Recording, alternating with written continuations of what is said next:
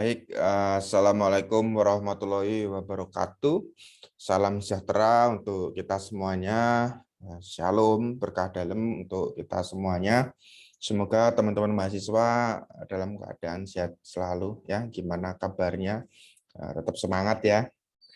Baik, pada sesi pertemuan ke-6 ya, ke-6 kali ini nanti kita akan belajar dan mengenal mengenai realisasi anggaran dan bagaimana proses dan prinsip-prinsip dalam pengadaan barang dan jasa sektor publik. Kemudian contoh realisasi anggaran dan praktek pengadaan barang dan jasa di organisasi sektor publik itu seperti apa. Di materi sudah saya buatkan, nanti teman-teman bisa baca. Nah, sebagai pengantar teman-teman dalam belajar, saya sampaikan bahwa realisasi anggaran itu adalah proses pelaksanaan segala sesuatu yang telah direncanakan ya dalam proses penganggaran, yang dalam sesi sebelumnya kita sudah membahas dan belajar yang sudah dianggarkan di organisasi sektor publik. Tujuannya kalau untuk sektor publik adalah untuk kesejahteraan masyarakat. Nah, dalam merealisasikan anggaran tentunya memperhatikan beberapa hal ya. Yang pertama, mengurangi peluang korupsi ya, apalagi di negara kita korupsi masih saja ya ada. Nah, artinya dalam proses pengadaan barang dan jasa harus ada prosedur-prosedur untuk meminimalkan peluang-peluang terjadinya korupsi. Kemudian memastikan sumber daya mengalir pada program-program yang telah direncanakan sebelumnya. Nah, pelaku atau penanggung jawab pelaksana anggaran itu memahami ketentuan-ketentuan pengadaan barang dan jasa, bagaimana regulasinya, sehingga dari sisi regulasi kita mematuhi seperti itu ya, terkait kepatuhan internalnya. Kemudian adanya efisiensi operasional ya. Jadi dalam pengadaan barang dan jasa tidak terjadi kemahalan harga. Kemudian administrasinya akuntabel, artinya apa yang kita pertanggungjawabkan, apa yang kita realisasikan, yang kita laporkan adalah sesuai kondisi yang sebenarnya. Kita tidak boleh mengada-ngada, tidak boleh mengganti dokumen-dokumen pengadaan ya. Kemudian memungkinkan manajer-manajer organisasi, manajer-manajer di pemerintahan ya, pemangku kepentingan, pemangku jabatan ya di pemerintahan contohnya itu merealisasikan anggaran itu sesuai program untuk mencapai tujuan-tujuan yang telah ditetapkan. Kemudian dalam merealisasikan anggaran diharapkan adalah mendapatkan kualitas yang terbaik gitu ya. Kemudian barang dan jasa yang barang ya yang kita beli, yang kita realisasikan itu dicatat secara tepat. Selanjutnya berbicara mengenai prinsip-prinsip pengadaan barang dan jasa ya. Yang pertama ada efisien dan efektif. Tadi kita sudah bicara mengenai efisiensi ya. Kemudian transparan ya. Transparan ini artinya sesuai best practice-nya ya. Semua ketentuan informasi mengenai pengadaan barang dan jasa termasuk syarat teknis administrasi pengadaan, tata cara evaluasi, hasil evaluasi, penetapan calon-calon penyedia itu sifatnya terbuka ya bagi peserta penyedia barang dan jasa. Seperti itu. Kemudian yang ketiga, prinsip keterbukaan ya. Keterbukaan itu ya hampir sama dengan transparan tadi. Ya. Jadi proses pengadaan barang dan jasa dapat diikuti oleh semua penyedia barang dan jasa ya yang memenuhi persyaratan atau kriteria tertentu berdasarkan ketentuan dan prosedur yang jelas. Kemudian kompetitif. Nah, kompetitif ini artinya dalam proses pengadaan barang dan jasa ini semua calon-calon penyedia itu setara ya. Jadi tidak ada perbedaan ya. Persaingan secara bebas, harganya itu bersaing.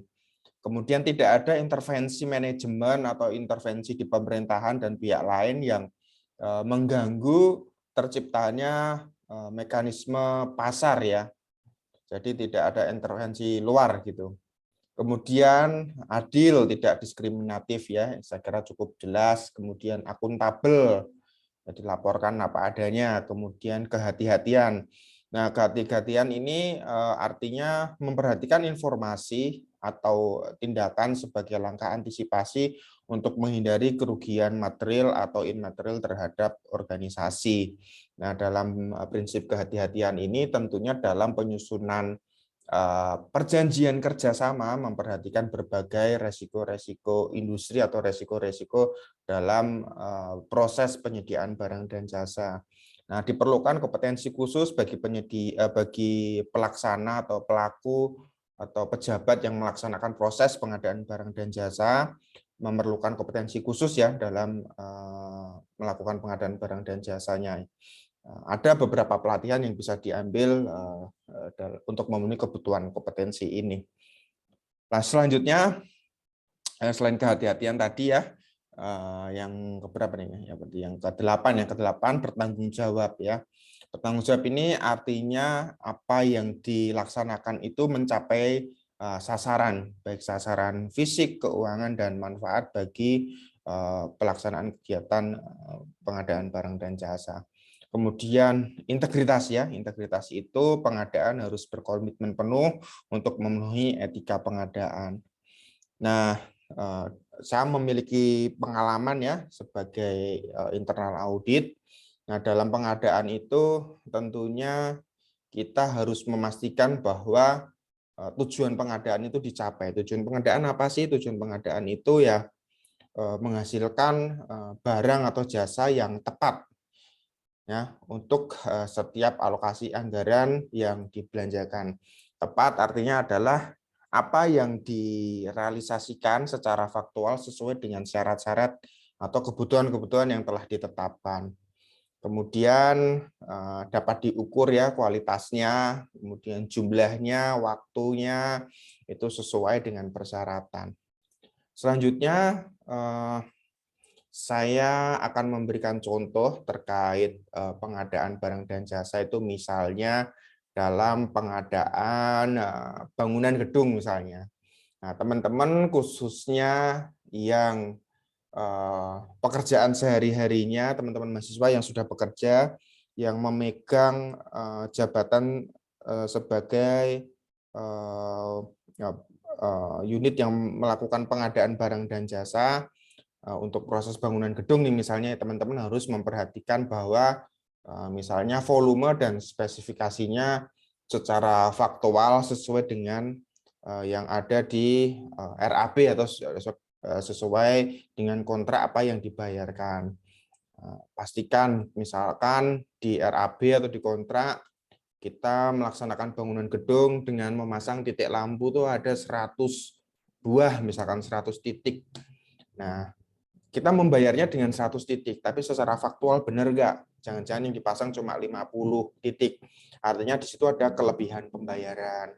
Kemudian spesifikasi lampunya ya di kontrak misalkan 20 watt, tapi yang dipasang ada yang 10 watt ya, artinya ada kelebihan pembayaran.